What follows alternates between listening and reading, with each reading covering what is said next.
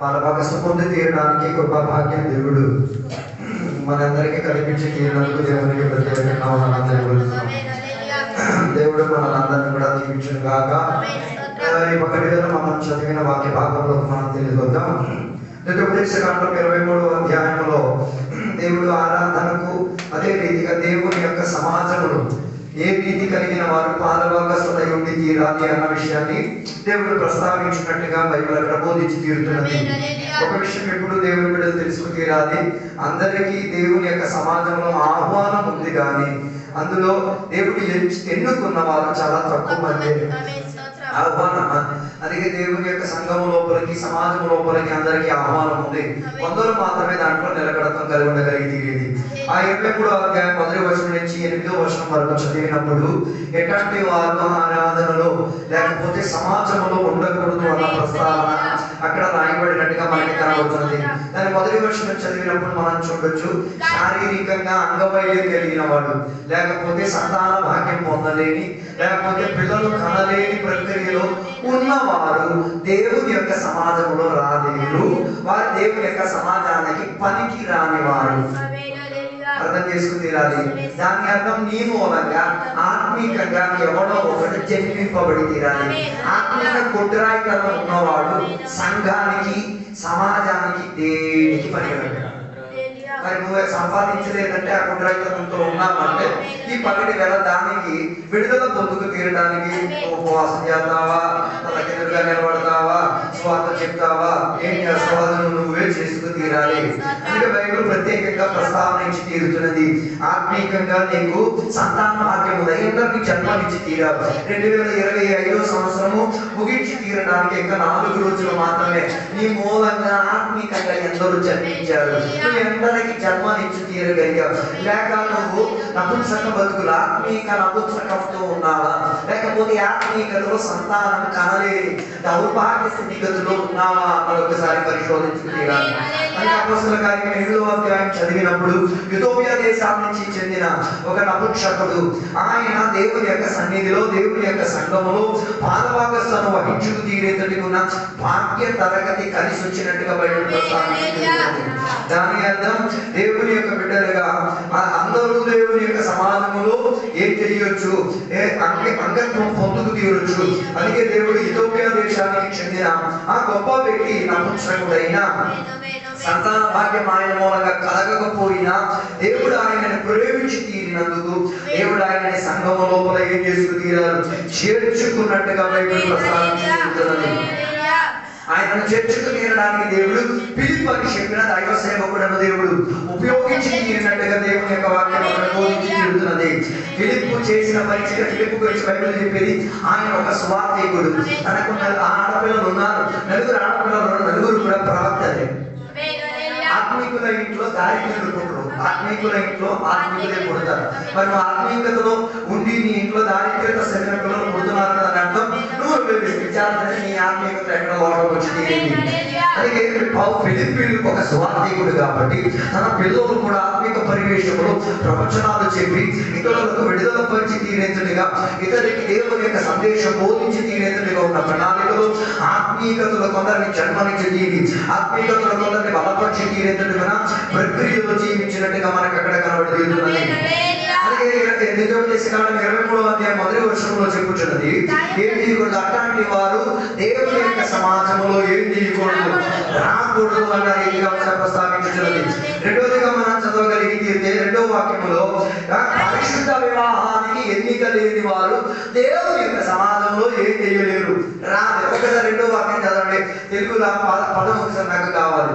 వానికి 10వ తరము వాడైనను యెహోవా సమాజంలో చేరకూడదు. 2వ వాక్యం 1వ వాక్యం, గాయమునందిన ప్రశ్నములు గలవాడే గాని మర్మాంగము కోయబడిన వాడే గాని యెహోవా సమాజంలో చేరకూడదు. కుంటుడు యెహోవా సమాజంలో చేరకూడదు. వానికి 10వ తరము వాడైనను యెహోవా సమాజంలో చేరకూడదు. అమోనీయుడే గాని మోయాబుడే గాని యెహోవా సమాజంలో చేరకూడదు. వాళ్ళ 10వ తరం వారైనను ఎన్నడను యెహోవా సమాజంలో చేరకూడదు. తెలుగులో భాషాంతరం అది లేనట్టుగా నాకు అనిపిస్తుంది. తెలియదు, నేను తెలుగు చూడలేదు, నాకు తెలియదు. అందులో 2వ వాక్యంలో నా బైబిల్లో, ఇంగ్లీష్లో బైబిల్ రాయబడిన ఒక మాట, అక్రమముగా వివాహం చేసి జీవించిన వారు. లేకపోతే యూదులకు మాత్రమే ఏం చేసేది? పెళ్లి చేసుకోగలిగేది.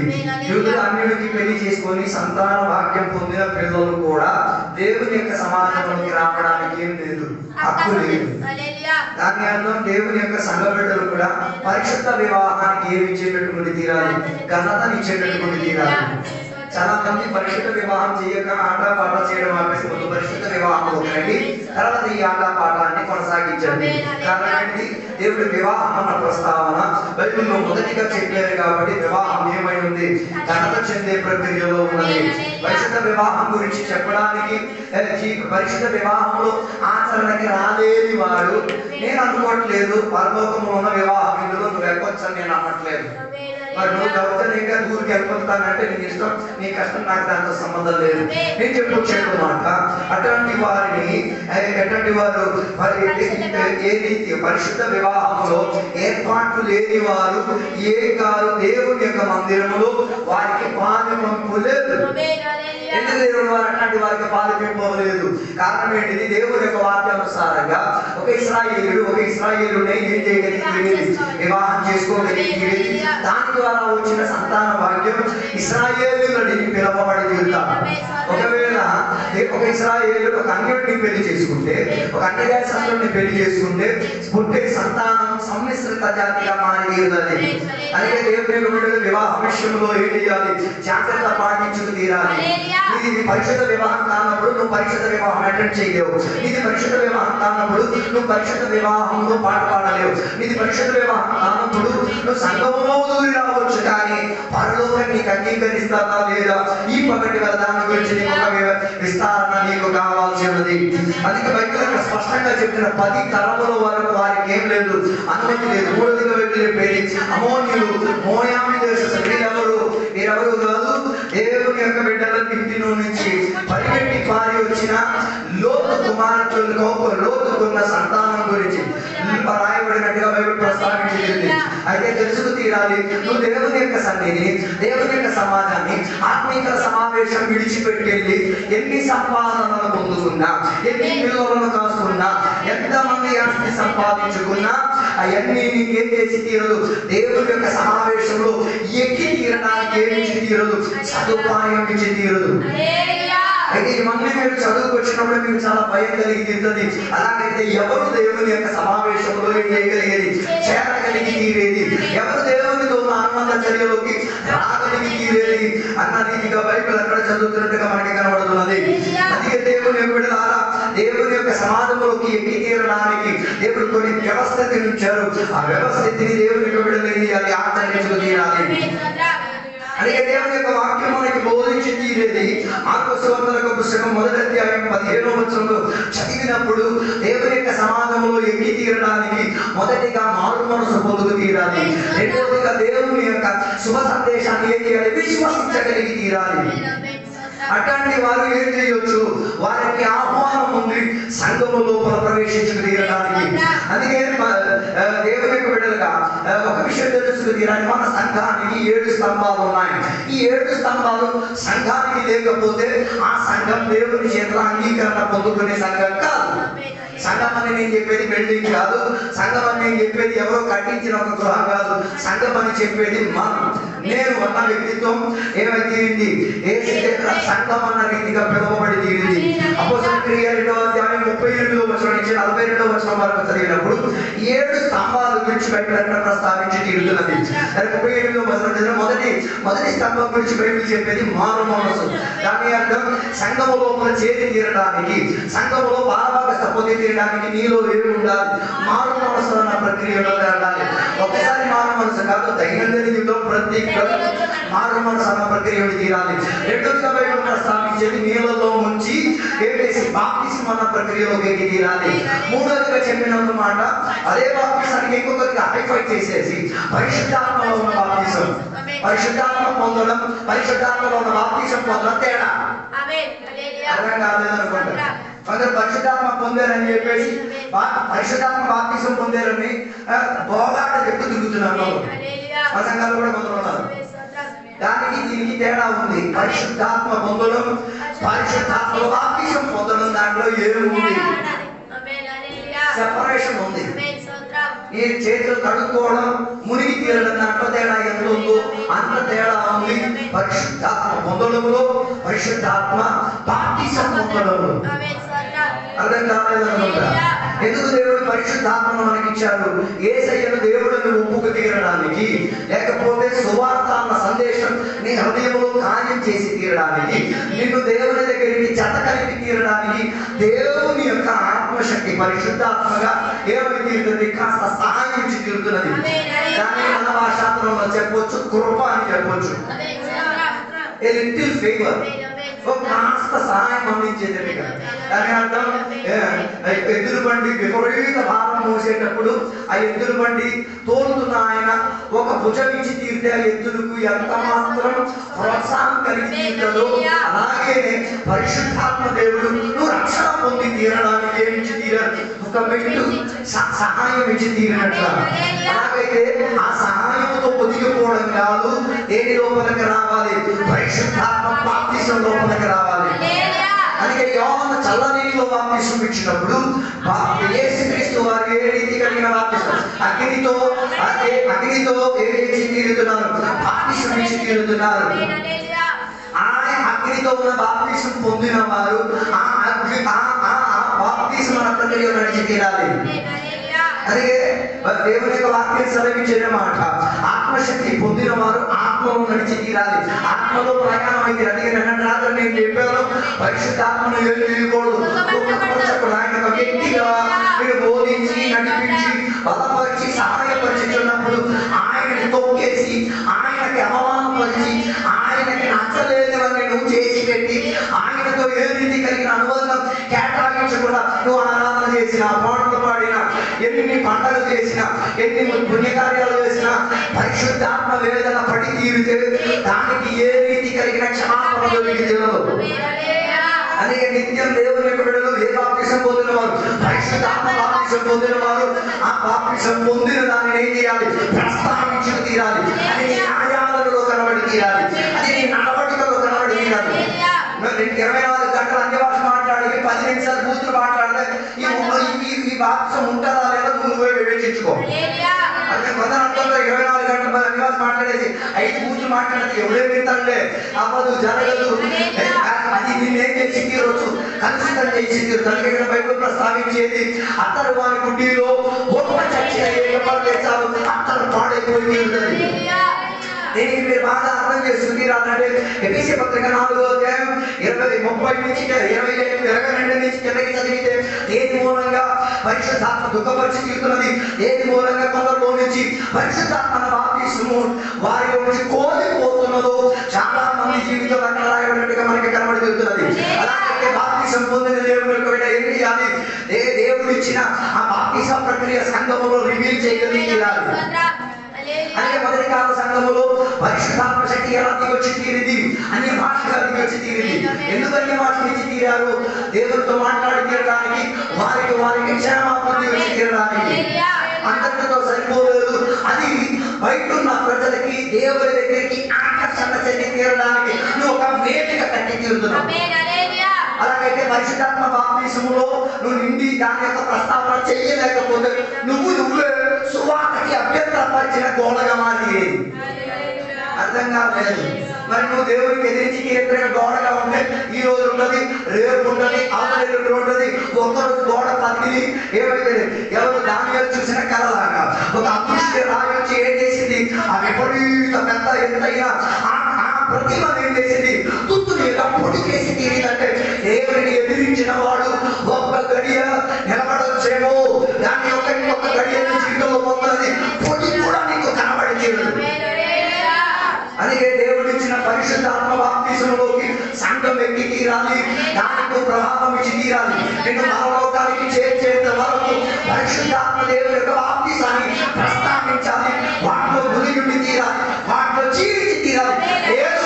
లేదు నేను గోల్డ్ ఎక్స్పీరియన్స్ అది నీ కర్మాలు వెళ్ళి అర్థం చేసుకో. 4వదిగా బైబిల్ ప్రస్తావించే మాట వేర్పాటు. ఎక్కడి నుంచి నీకు వేర్పాటు ఉండాలి? లోకం నుంచి, లోక ట్రెండ్ నుంచి, లోక ప్రక్రియ నుంచి, లోక సిద్ధాంతంలో నుంచి నీకు ఏం ఉండాలి? ఇది నిత్యం కాదు. పూర్తిగా ఒకే కంచంలో పెడ. కొందరికి జబ్బు. ఏ జబ్బు? 50-50 జబ్బు. మా ఊర్లో ఒక జంతువు ఉంది, చేపలానే ఉంటుంది. చేపలానే ఉంటుంది, నీళ్ళలో నుంచి చూస్తే చేపలాగే ఉంటుంది. దీని పని ఏంటో తెలుసా? అలా ఉండి బేకరం అలా ఉండి ఓ చంపేస్తుంది. ఇటు నుంచి అటు అటు నుంచి ఇటు కొందరు అలాగే ఉన్నారు. యేసయ్య బైబిల్లో ప్రస్తావించేది శిష్యులు చెప్పిన మాట, నేను మిమ్మల్ని మనుషులను పట్టే జామరి, మనుషులు పట్టే చేపలు పట్టే జామలు కాదు, మనుషులు పట్టే. అంటే కొందరు ఎలా ఉన్నారు? మనిషిగానే ఉన్నారు కానీ అది ఆడదా మగదా తెలియట్లేదు, అది ఆత్మీయ కూడా తెలియట్లేదు. చేపలాగే చూస్తాడు, చేపలాగే మొక్క ఉంటుంది. కానీ అవకాశం దొరికితే ఎక్కడ నీళ్ళు దొరికితే చెప్పి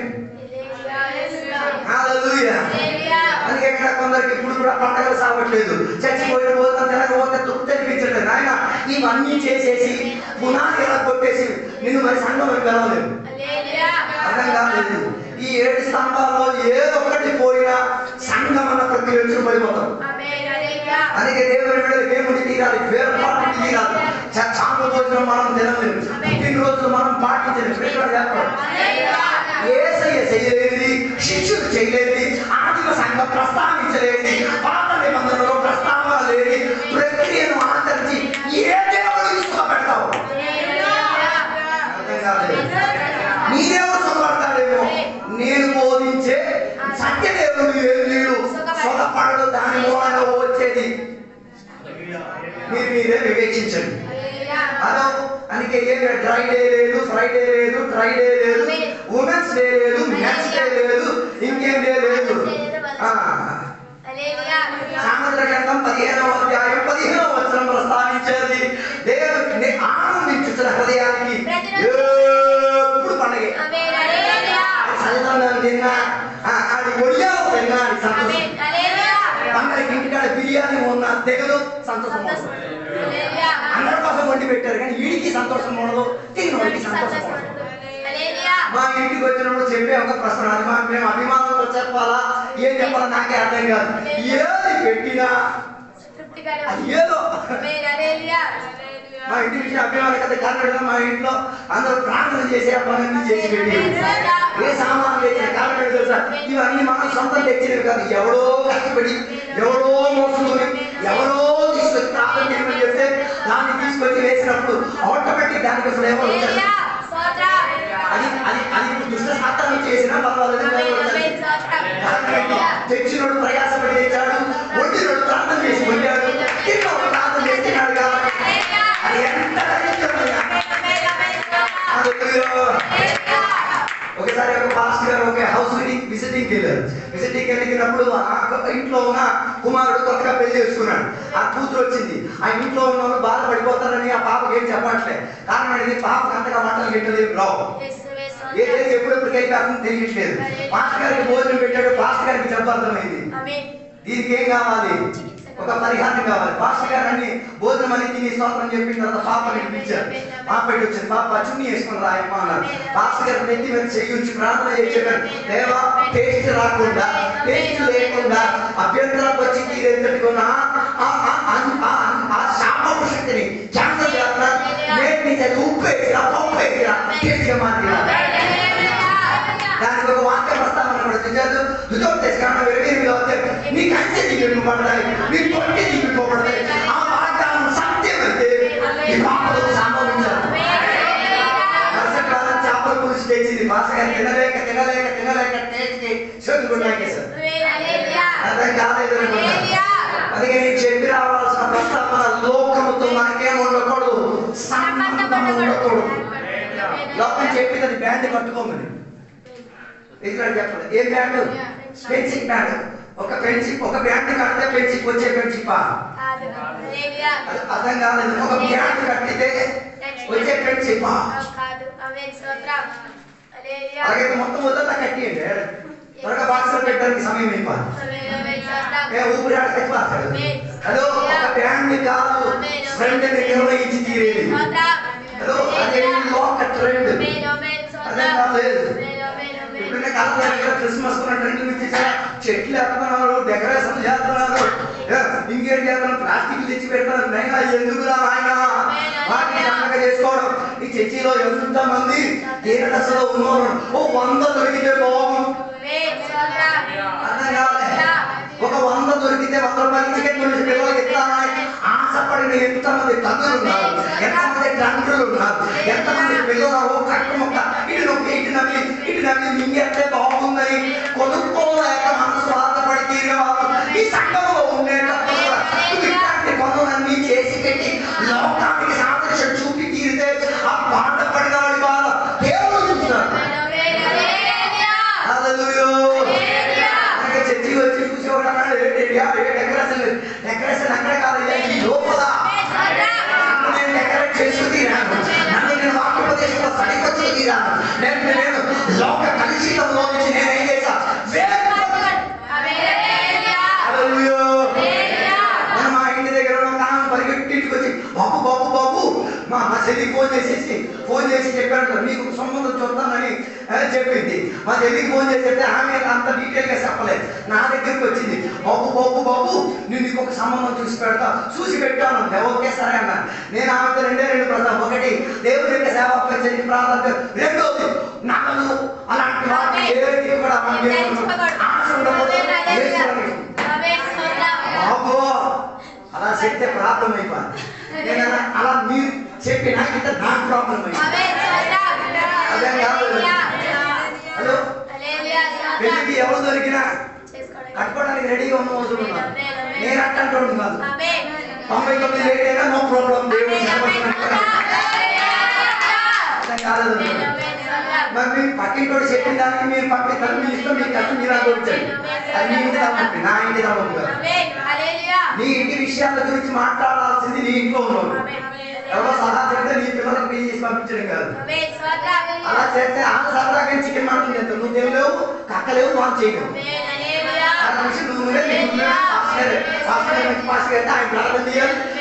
సంఘం అయితే దాని కోసం ఉపవాసం చేస్తారు. అయ్యే నువ్వు చేసుకు తీరాలి. నేను చెప్పొచ్చే మాట, లోకముతో ఉన్న అనుబంధం మనకే కాదు, యుక్తమైనది కాదు.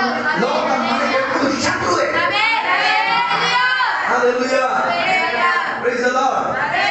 ఒక రోజు నేను ఒక స్నేహితుడితో మాట్లాడుతున్నాను, చెప్పారు, ఒరే క్రిస్మస్ అన్ని ఆపేసి నేను సూపర్ అయింది కదరా. నువ్వేం మాట్లాడుతున్నావు, నువ్వు క్రిస్మస్ ఆపేశారా, మనకు ఉన్నదే 2 పండుగలు. నేను పండగలేదు గిడగలేదు. ఏసయ్య క్రిస్మస్ ని పుట్టారని ఆధారాలు ఏమో ఉన్నాయా? మరి ఆధారం లేని దాని గురించి ఇంత ఆరాటం పోరాటం లేదు. చెప్పలేదు క్రిస్మస్ కి బట్టలు లేదని చెప్పి అమ్మ మొక్క తినేసేవాళ్ళు ఉన్నారు. నాన్న బలియనికి 82 కన్నాలు ఉంటాయి. ఏసీ గారి నుంచి వెళ్ళిపోతుంది. అది చూడడానికి టైం లేదు. కానీ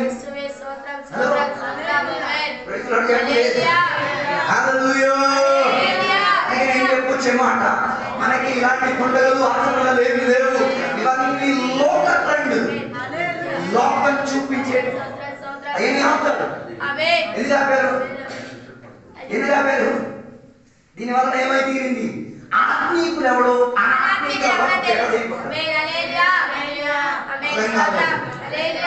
ఆత్మీకులు ఎవరు? ఆత్మీకులు ఏం చేస్తారు? దేవుని సంతోషిస్తారు. ఆరాధన కొడతారు, ఆరాధన చేయడానికి అవకాశం సంతోషిస్తారు. ఎక్కడో కూకొని ఆరాధన చెయ్యక్కర్లేదు. ఎక్కడ దేవుని వాక్యం ప్రస్తావిస్తే అక్కడ దుఃఖం చేసే దేవుడు. ఆయనకి ఏం అక్కర్లేదు, ఇట్లాంటి లోక ట్రెండ్ అక్కర్లేదు. హలో, కొందరికి ఒక సందేహం ఉంది, దేవుడుంటే మరణం ఎందుకు జరుగుతున్నది, దేవుడుంటే అన్యాయాలు ఎందుకు జరుగుతున్నాయి, దేవుడుంటే అక్రమాలు ఎందుకు జరుగుతున్నాయి, దేవుడుంటే ఇలాంటి గలీజ్ పనులు దేశంలో ఎందుకు జరుగుతున్నాయి. అలాగే దేవుడు లేడు అని చెప్పే కొందరు నిరీశ్వరవాదులు ఉన్నారు. సంఘటనలు కూడా మనం ఉన్నారు. చేయొచ్చా, చదవచ్చా? ఎందుకలా జరిగేది? దానికి కూడా ఒక క్లోషన్ ఉంది. ఏమిటి? ఎవడు జరిపించి తీరాడు కదా, వాడికి మనసు పొంది తీరడానికి అవకాశం. అర్థం కాలేదు. ఎవడా దుష్క్రియ చేశాడో వాడికి అవకాశం మనసు పొంది. ఎవరో వార్త విన్నారో వారి దేవుని దగ్గర ఎత్తి తీరడానికి అవకాశం. ఒక గుడ్డివాడుగా ఉండిపోయేసరికి యేసయ్య దగ్గరికి ప్రజలు ఆయన అడిగారు,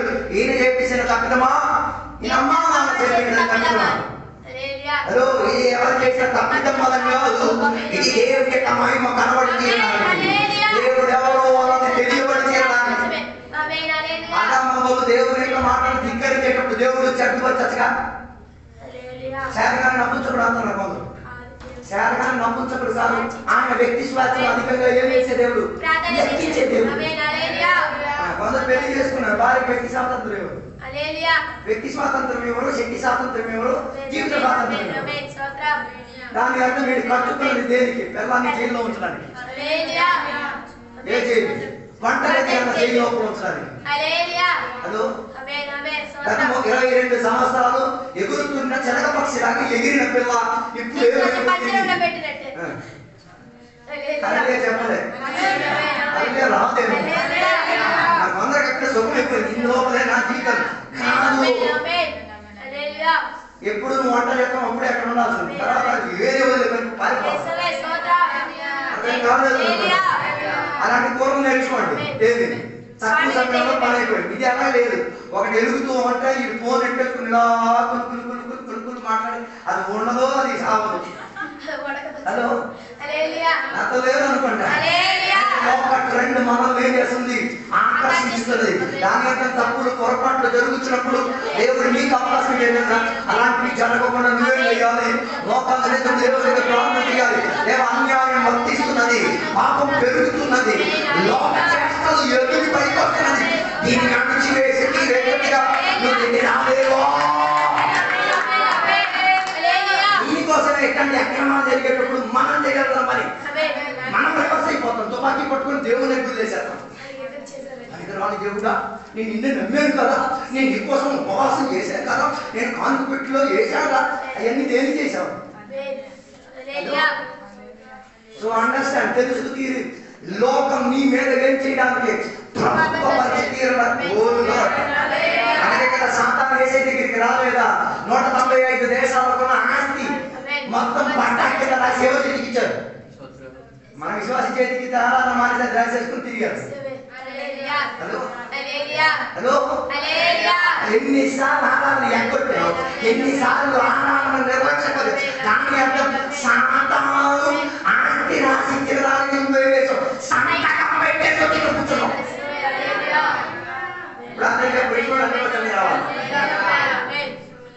ఒకసారి అయితే ఓకే అని చెప్పుకోవచ్చు, డైలీ కమెంటరీ. హలో, ఆ ప్రస్తావన రాసిన సంతకానికి పరిహారం బతుకున్నాడిలో ఏం చేయాలి, ఇచ్చుకు తీరాలి అని తెలుసుకు తీరు. ఒక ఆరాధనకున్న విలువ 195 దేశాలకున్న ఖరీదు తను ఇచ్చినది. హలో, ఒక ఆత్మకున్న విలువ దేవుడు ఒక ఆత్మ కోసం దేశంలో ఉన్న దేశంలో ఉన్న ఒక ఆత్మను విడిపించుకు తీరడానికి ఎంత ప్రయాసపడి అక్కడికి వెళ్ళి తీరాలి. అలాగైతే ఒక ఆరాధనకి, ఒక ఆత్మీయతకి, ఒక ఆత్మకి ఎంత మాత్రం మీరు మనం స్వార్థ చెప్పేది. హలో, ఎందుకు మనం స్వార్థ చెప్పేది, మనకి తెలియట్లేదు. మనం ఎక్కడ ఉన్నాం, మన ఆత్మగోళంలో ఉన్నాం, అది లోకగోళంలో ఉన్నాడు. లోకగోళంలో నుంచి ఉన్న ఒకరిని ఆత్మగోళంలోకి రప్పించి తీరాలన్నా బాధ్యత నువ్వు హల్లెలూయా స్తోత్రం స్తుతి మహిమ అని చెప్తున్నావు. నువ్వు బల్లారాధన తినేసి ఎంజాయ్ చేస్తుంది, నీ పిల్లల పరిస్థితి ఏంటి? హలో, నేను అందుకే అప్పుడప్పుడు పిల్లలు మీకు బలాలను ఇచ్చినప్పుడు వేరే అనిపించట్లేదా, అప్పుడు చెప్పేది మా టైం అవ్వలేదు. ఆయన టైం అవ్వలేదు కాదు, దానికి రెడీ అయితే చాలు. ఇక్కడ బలాలను చేసినప్పుడు వాళ్ళకి పక్కన పెట్టేయడం కాదు, వాళ్ళకి ఒక నిదర్శనం ఏంటిది, మీకు కూడా అవకాశం ఉందా ఆయన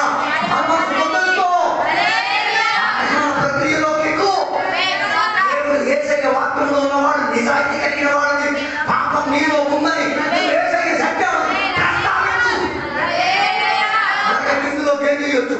రావచ్చు. లోక సుఖంతో లోక సాంప్రదాయంలో ఏమికూడదు అంటూ లేదండి. అందుకే బలాలను కొన్ని సంఘాల్లో ఈ ఆభరణాలు ధరించిన వాడికి ఇవ్వడం. మన సంఘాలు ఎత్తున్నారు కృపది, భాస్కర్ మీ మీద కృప, భాస్కర్ తెలిసి తీయని కృప ఎత్తదు. ఇది ఇవ్వకుండా మళ్ళీ ఈడిది గడిచవడకపోవడం కన్నా ఇచ్చి పోగొట్టు సాఫ్ట్ కార్నర్. ఆయన ఒక సాఫ్ట్ కోర్ విశ్వాసం చర్చికి వెళ్ళి కూతురున్న ఇంటికాడికి వెళ్తే ఆ చర్చిలో ఒక ప్రక్రియ ఉంది. ఏంటి?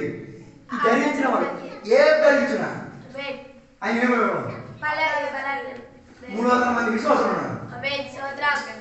ఏమి పవర్ స్టార్ లాగా కుర్చీ మీద కూర్చొని ఇప్పుడు నా దగ్గరికి బలవంతంగా అన్ని సిద్ధమాడతాయి. మాస్టర్ గారు వచ్చే సాయం దగ్గర సైడ్ వెళ్ళిపోయి ఈమె ఎక్సైట్మెంట్ మాస్టర్ గారు అక్కడ రారమ్మా ఏదో ఉన్నాయి. పరిశోధన తేలింది, లోకం ఉంది ఈలో. ఈ అమ్మ బయటికి లోకం నాడు లేదు, లోకం నాడు నీ చెబుతున్నాయి లోకం, నీ కాలి మెట్టెలుకున్నాయి లోకం, నీ పట్టీలుకున్నాయి లోకం, నీ నడు ఇంకా ఎక్కడెక్కడ ఉన్నాయి నాకు లేదు. బైబిల్ ఒక మాట, యాకోబు మామ ఇంట్లో నుంచి ఒక ఆమె ఏం చేసింది? లోకాన్ని తెచ్చింది. తెచ్చి ఏం చేసింది? దాని మీద కూకొని పోయి కొందరు ఈ సేమ్ ట్రెండ్ లో ఉన్నారు. హలో కూకునేటప్పుడు యోసేపు యాకోబు ప్రస్తావన వస్తారు 7వ అది ఎవరి చేతిలో దొరుకుతాదో మానమే. మరి నువ్వు కూకున్నావు కదా, ఎవరైనా ప్రస్తావించి తీరితే పరిస్థితి ఆలోచించుకో. అలాగే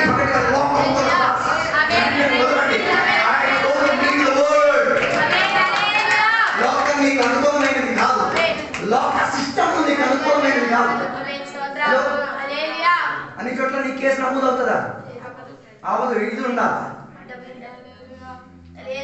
पैसा दिवा भाई पैसा दिले चेन हुई हो पैसा दिले पॉलिटिशियन ही पर हो पैसा दिले सब दिखे पर कॉलेज रे दाखला को पैसा दिले के हो अरे आणि लोकांకు ట్రెండ్ డబ్బు ఉంటే అన్ని ఏయేది అది లోకాంకు ట్రెండ్ మన దీనికి డబ్బు లోన్ వచ్చేసింది మీటింగ్ పెట్టంటే డబ్బు కావాలి కదా మరి నువ్వు లోకంలో ఉన్నావా నాయనా స్పెషల్ ఉపవాస ప్రార్థన నీకోసం కావాలి ఈ లోకం సంకేతానికి తీరాలి తెలుసుకు తీరని మనీ అన్నది it's an idea in somebody's brain డబ్బు ఎవడో తనలో ఒదికొచ్చిన ఒక సలహా ఎవరికి చెప్పాలన్నా గాంధీ తాత అని చెప్పి డాలర్ కాగితం అని చెప్పేసి యూరో కాగితం అని చెప్పింది అది ఎవడో తలకాయలో వచ్చిన ఇట్స్ an idea ఆ ఐడియా నీ చేతిలో పడుకుని అది ఉంది నా దగ్గర ఉంది it's only a lot of ideas తెలుసు ఎప్పుడన్నా అది లోకానుకున్న ట్రెండ్ ఏముండాలి అందుకే కదా రక్షణ పొందడానికి డబ్బు ఇవ్వక్కర్లేదు స్వతంత్ర పొందడానికి డబ్బు ఇవ్వక్కర్లేదు బాప్తిసం పొందడానికి డబ్బు ఇచ్చేయలేదు సంఘంలో చేరే డబ్బు ఇచ్చేయలేదు పరలోకం వెళ్ళడానికి మనీ అంటారే no criteria of this world లోకానుకున్న ఏ సాక్ష్యం దేనికి వర్తించదు ఆత్మిక విషయాలు వర్తించదు అర్థం కాదు హలో అలాగైతే లోక సౌందర్యం పగటి లోక సాంప్రదాయాల నుంచి లోకముకున్న వాసన నుంచి లోకముకున్న అలవాట్ల నుంచి లోక ట్రెండ్ నుంచి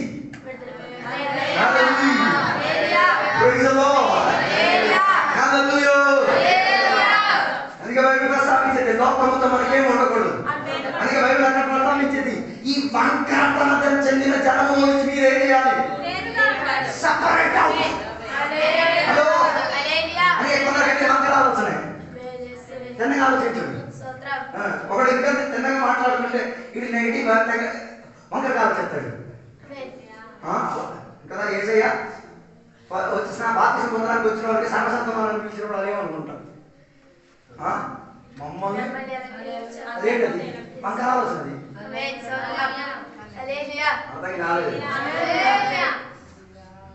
somebody is saying you directly నీకు తిన్నగా ఒక వ్యక్తి ఒక మాట ప్రస్తావించినప్పుడు నువ్వు అది వంకరగా ఆలోచిస్తే తప్పేవాడిది మన వాక్యం చెప్పారు కదా ఏ రోజు ఏసయ్య ఏమని పిలిచారు ఏ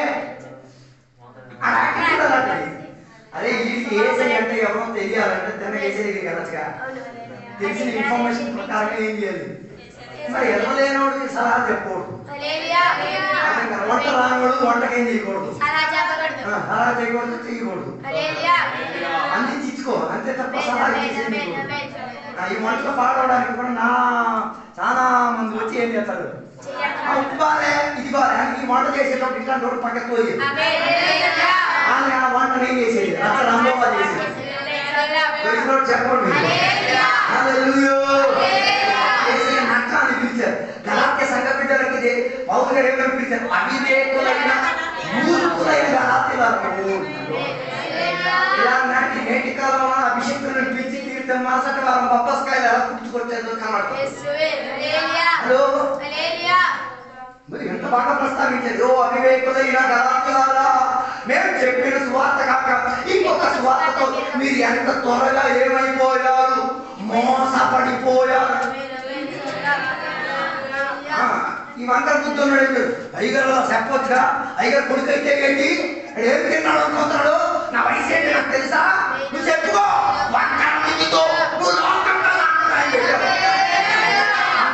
చెప్పిన వాడు ఏసయ్య మార్గమని ఏసయ్య జీవమని ప్రస్తావించాడు దాన్ని ఒప్పుకు తీరడానికి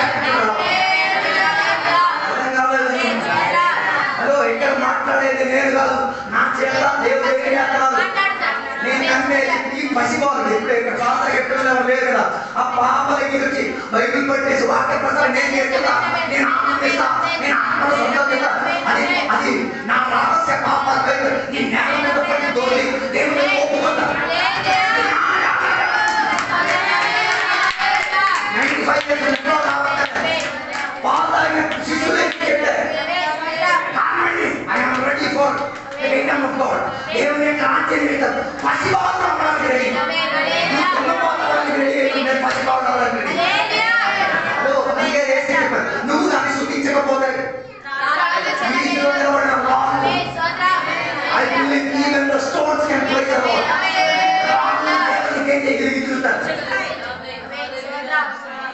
Hallelujah. Praise the Lord. అందుకే రాయల గిరి నిలబడి చెప్పినా మనం రాయలు చెప్తే మాట్లాడి పాల్చుకోవాలి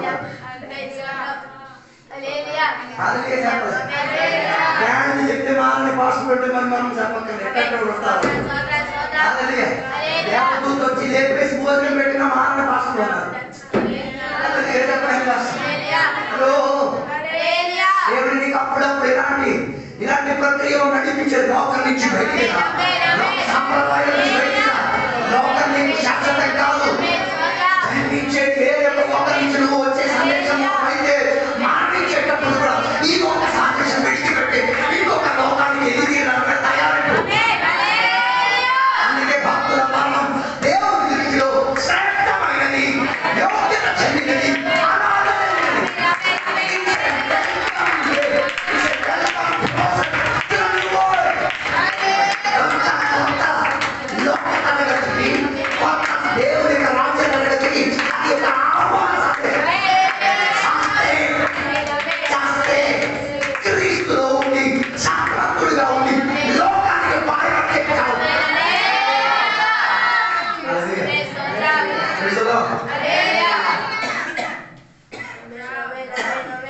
ఐదోదిగా బైబిల్ ప్రస్తావించేది ఫెలోషిప్ సహవాసం ఈ తొందరగా లేదు సహవాసం అంటే ఆదివారం వచ్చి చప్పటి పెట్టి చేయకపోవడం కాదు సహవాసం అంటే ఏంటిది సంఘముతో ఉన్న వాసం సంఘం సంఘ కాపాలి ఎక్కడ కడుతున్నాయో నువ్వు మేనేజ్ చేసుకోవాలి మరి నువ్వు జబ్బైతే జబ్బుతోనే రావాలి నువ్వు కుంటోడైతే కుంటోడు కానీ రావాలి నీకు ఏ ప్రాబ్లం ఉంటే ఆ ప్రాబ్లంతో రావాలి అదే చెప్పలేదు ప్రాబ్లంతో వచ్చి కూర్చుంటే ప్రాబ్లం నేను తినాను అదే కాదు ఫెలోషిప్ ఏం కావాలి కోయిలోనియా అందరికి ఇది లేదు గత 11వ తారీఖు నుంచి 27 లాస్ట్ నిన్నటితో 8 ఇళ్లలో ఏమైంది ప్రార్థన మొదటి సాక్ష్యం అయ్యా ఈ ప్రార్థన కూడా మన అనుబంధాలు ఏంటో లేదు ఎవరెవరు కొడుకు ఎవరెవరు కూతురు ఎవరెవరు సంబంధం అంటుంది నేనన్నా ఎవరూ చెప్పకుండా ఎవరూ చేయకుండా ఇలాంటి రెవల్యూషన్స్ వచ్చాయా అయ్యా నాకు ఆనందం తలుగు వచ్చి నా ఇంటి గొడవలు కూడా వాక్యం ఇరుగు పొరుగు అర్థమైన క్రీస్తు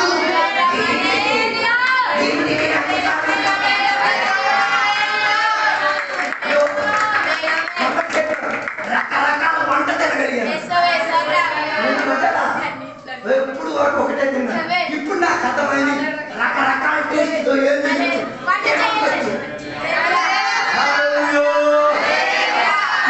కొంచెమైనా వినేటప్పుడు అదే ఆనందం, అదే సంతోషం, అదే ఉత్సాహం. నీకు అప్పుడు అర్థమైంది, అయ్యో రోజు ఏదో ప్రతి రోజు మీటింగ్ పెడితే మరి మేము తిండి కోసం బాధపడాల్సిన నీలో మనసు ఉంటే అలాంటి మార్గాలు తెరవబడతాయి. సర్వపాత్రలో వినోదానికి చెప్పిన ఒక్క అప్పం వింటే చాలు, ఆ కరువు కాల దశలో బతకాల్సిన అప్పము నువ్వు నీకు వచ్చాది. అది ఇవ్వట్లేదు, అందుకే రావట్లేదు.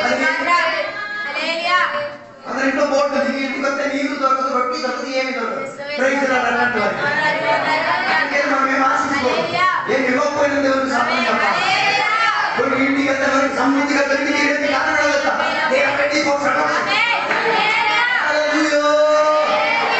ఫెలోషిప్ లో ఏముంది, అన్ని ఉంటుంది.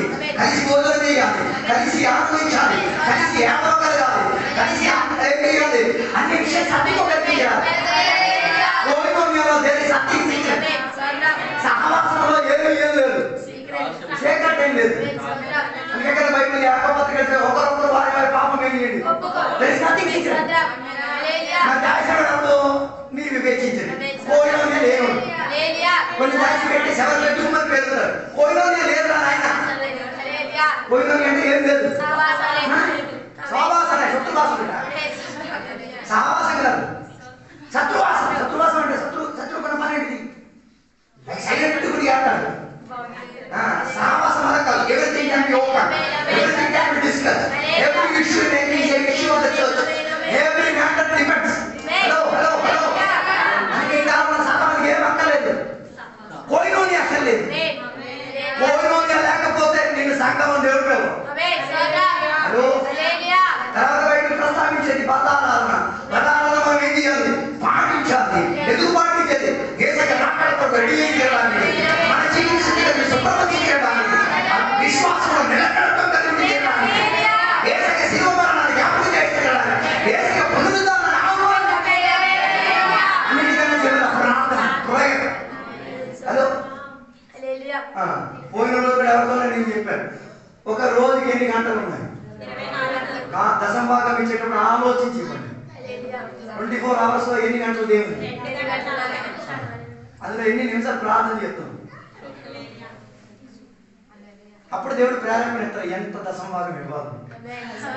ఐ బిలీవ్ దట్, నేను అలా విశ్వసిస్తున్నాను. అందుకే మా ఇంటికి ఒక ప్రవక్త వచ్చి చెప్పారు, మీ ఇంట్లో నుంచి దశంభాగం 10% కాదు 70% రావాలి. నేను, మా నాన్న, మా చెల్లి, మా అమ్మ, మా అందరూ ఉన్న టైంలో మా పాస్టర్ గారు వచ్చారు, 100 రూపాయలు దొరికితే 70 దేవుని పనికి ఉన్నది, 30 రూపీస్ మాత్రం నువ్వే నీకు నేటికి అలవాటు చేస్తాను. 10 నుంచి 70కి వచ్చాను. ఎందుకు దేవుడు అలా చెప్పారు, ఏమో ప్రత్యేక ప్రాణం ఉంటుందేమో తెలియదు. దేవుడు అడిగితేరండి నేను చెప్పొచ్చేమాట 70 ఇవ్వమని చెప్పినప్పుడు వేదన కలిగిన ఆనందంతో. అందుకే ఎప్పుడు 100 వచ్చినా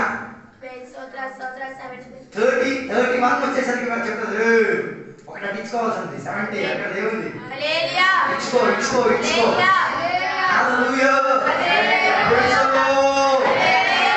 ప్రార్థన పుచ్చుకోవడం కాదు, ప్రార్థన ఇచ్చుకో.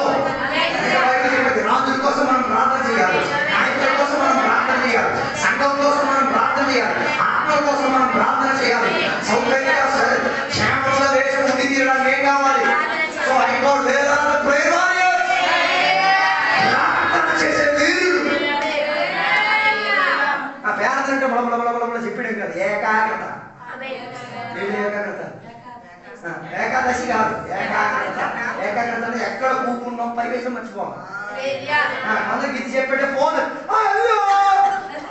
అల్లుతో వెళ్ళిపో, చుట్టా చేసేసి కావాలి. అందుకే బైబిల్ చెప్పేటప్పుడు ప్రార్థన చేయడానికి వెళ్ళినప్పుడు ఏం చేయాలి, క్లోజ్ యువర్ డోర్స్. ఎందుకు క్లోజ్? అట్రాక్షన్స్ అన్ని ఏం చేయాలి, క్లోజ్ అప్ చేయాలి. అందుకే బైబిల్ చెప్పేది go into your inner courts, నీ రహస్య గదిలోకి ఏం చేయాలి అంటే బయట తలుపు కొట్టినాడు. ప్రార్థన చేసేది ఏం చేయాలి, వెనక నుంచి వచ్చేసి ముందు తాళం వేసేయండి, ఫోన్ స్విచ్ ఆఫ్ చేసి పడేయండి. నువ్వు ఉన్నావా చచ్చావా కూడా అది అర్థం కాదు. ఆలోచించండి, కొంచెం కూర్చో. ఇది అలాగే 50-50 వ్యాపారం. ఇక్కడ కొందరు పాటలు పాడేస్తున్నారు, పుస్తకం లేకపోతే పాట పాడుతున్నారు. మరి బాలసుబ్రహ్మణ్యం అనుకుంటున్నారు. Hello, if something is inside your heart, automatically it will jump out. హృదయం లోపల పాట ఉంటే ఎవరు దానికి ఏం చేయలేదు. సాధన తప్పైతే ఏమైంది, ఏమొచ్చేది. అందుకే ఏకాగ్రత లేదు ఆరాధనలో, పాటలు ఏం లేదు. ఏదో వస్తేనే పాడతాను. నేను ఒక పెద్ద పాట కానీ నేను మీరు విన్న ఆటగాళ్ళు మీ సప్పట్లు మేము గొంతుకు సేపు నో. ఏం రావాలి, ఏకాగ్రత రావాలి. ఏకాగ్రత రావాలంటే మొక్కలు కూర్చోవాలి. ఏం చేయాలి, ఆ పాటను ఏం చేయగలిగి తీరాలి. మనం అన్ని సప్పట్లతో ఎగరగొట్టేస్తాం, సప్పట్లతో పాటను చంపేస్తాం. నో, సప్పట్లు కావాలి. దేనికి, ఆ పాట నేను రీఛార్జ్ చేసి నీ లోపల ఏకాగ్రత తెచ్చి తీరాలి. లేకపోతే మిరియాము కన్నీ తీసి డాన్స్ చేయడానికి కారణం ఏంటి, ఆమెకి తెలిసింది ఈ ఎర్ర సముద్రం దాటించిన మామూలు కాదు. వాళ్ళకి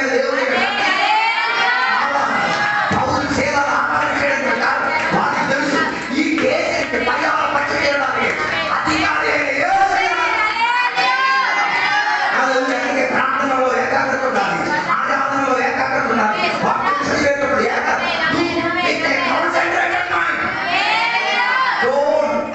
ఏకాగ్రత చెప్పేది నిర్లక్ష్య భావంతో ప్రార్థన కూడా చేయకూడదు, పాట కూడా పాడకూడదు. Somebody is forcing you. ఎవరో నీకు నేను ఇప్పుడు చెంటించాడు ఒక పాట పాడు, ఆయన నిరుత్సాహం పొంది బాధపడి అలా చేయకూడదు. పాడాలంటే పాడేయడమే. వచ్చింది ఓ 2 శరణాలు అయితే పాడేసి ఆపేయండి.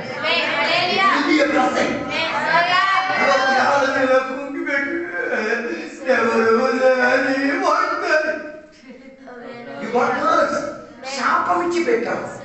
అది ఏం దేవుడు మిమ్మల్ని చేసినా ఏం రావాలి, ఏకాగ్రత రావాలి. 120 సంవత్సరాలు ప్రస్తావించాడు నోహ. దేని గురించి, ఓ లార్డ్, నీతి కలిగి తీరేంతటిగా ఉన్న వ్యవస్థ వాక్యోపదేశం ప్రస్తావించాడు. 120 years, not 120 days, 120 years. Yet he did not have doubt. ఆయన సందేహం రాదు. ఎప్పుడైనా అన్నారా మనకి అలా చెప్తే he did the job in a concentrated way. ఏకాగ్రతతో ఎవరు విన్నారో లేదు. అందుకే బైబిల్ చెప్పినది లోకం అంతటికి వెళ్ళి ఎవరికి, మనం మానవులకు మాత్రం పట్టుకుంటాం, అందరికీ చెప్పమన్నారు. దాని అర్థం ఎవరు కూడా వినాలి, మరి సాక్ష్యాలు ఉండాలి కదా. అర్థం కాలేదు, నువ్వు చెప్పావు అన్నదానికి ఏమి ఉండాలి, సాక్ష్యం ఎవరు, నువ్వు ఎక్కడ చెప్పావు కదా. ఇప్పుడు నేను ఇక్కడ చెప్పాను కదా, ఈ ఇంటికి నేను ఎవరు సాక్ష్యం చెప్పాను ఏమని, నువ్వు నేను ఎవరి సింహాసనం మీద నిలవాలి, క్రీస్తు న్యాయం నిలబడాలి. అప్పుడు నువ్వు చెప్పావు కదా, ఆ రోజు 27వ తారీఖున ఆరాధన జరిగినప్పుడు నేను కులుక్కొని నోరు తెచ్చుకొని పాఠాన్ని మిగుతానని కూర్చున్నాను కదా. ఇటుకి లేచి చెప్పి ఎన్ని గంటలు, 9 గంటల 48 నిమిషాలకి మాస్టర్ గారు లోపల నుంచి ఏర్పాటు కదా అన్నప్పుడు పాఠాన్ని మిగడానికి నోరు తెచ్చింది, కులిపింది. ఇవన్నిటికీ ఎక్కడ ఏం చేయాల్సి వస్తుంది, అవన్నీ ఆలోచిస్తున్నాయి. నేను 17 ఆలోచిస్తున్నది, నువ్వు 20 ఆలోచిస్తున్నది. అవన్నీ ఒక ముందు లేచి నేను ఎక్కడ నుంచి చేయాలి, సాక్ష్యం ఇచ్చి తీరుతుంది. హలో, అదే వైపు చెప్పేది ఆకాశమో నువ్వు ఒక నాణ్యం కింద పడింది ఎత్తినా ఎవరికి కనబడలేదు కానీ కనిపించాల్సిన కనిపిస్తుంది. It's an act of proof. నువ్వు చేసేదానికి ఎన్ని ప్రూఫ్లు నీకు వ్యతిరేకంగా ఉన్నది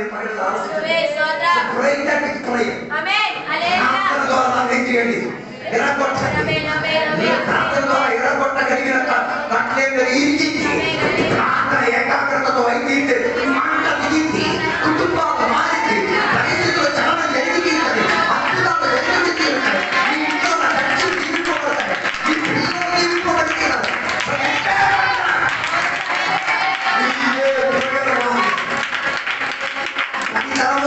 మనకి అనుమతి లేని స్థానంలో, ఏ రీతి కలిగిన సమావేశంలో యోగ్యత లేని స్థానంలో ఈ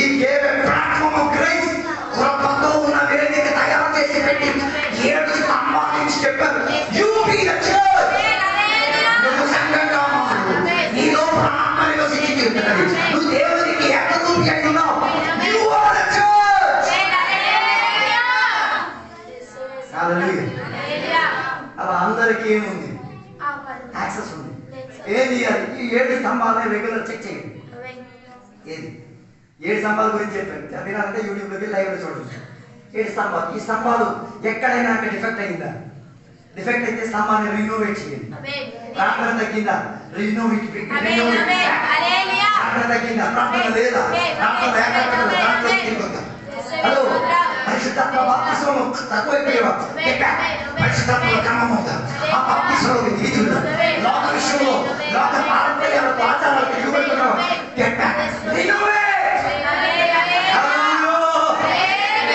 సంవత్సరం ముగించే లోపల కొందరు రెనోవేట్ అయి తీరి కొరకు రెడీ అయితే దేవుడు కూడా దీవించిన కాదు. దేవునికి వందనాలు. వైజాగ్ నుంచి ప్రియ సహోదరి పిల్లలు ఆయన రాలేదు. ఆ కుటుంబం మరొకసారి చెప్పట్లు కూడా దేవుడు ఒక విజ్ఞప్తి మన దోసలు వస్తారు.